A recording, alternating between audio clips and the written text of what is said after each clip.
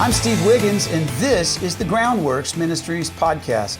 Now today we're reading from the book of James, chapter 3, so let's focus on verses 13 through 16. Who is wise and understanding among you? He should show his works by good conduct with gentleness.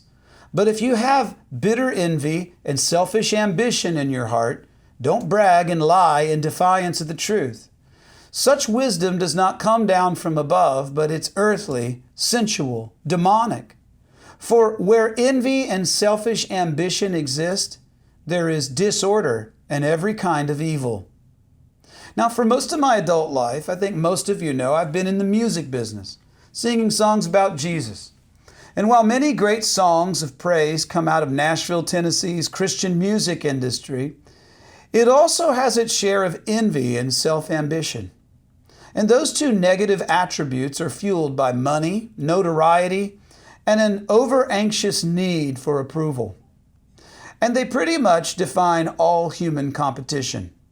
A friend once said, when you take God's business and you mix it with the music business, you get monkey business. And while self-ambition is somewhat self-explanatory, what is envy? Well, envy is pride, wounded in competition. And think about it.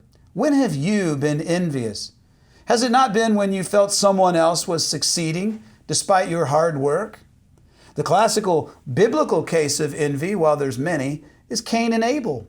Two brothers make offerings to the Lord. Cain's offering from the field, Abel's offering from the animals. And the Lord looked more favorably upon Abel's offering for reasons that we won't get into now. But the point is that Cain's reaction was bitter envy, which then left unchecked, led Cain to murder his brother. Now think about it. At that time, Cain slaughtered 1/4 of the world's population because of his envy. And in business, especially business which deals with ministry, this can happen often.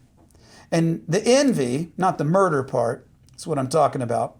And hundreds of artists write songs to the Lord. They record them for distribution in the marketplace.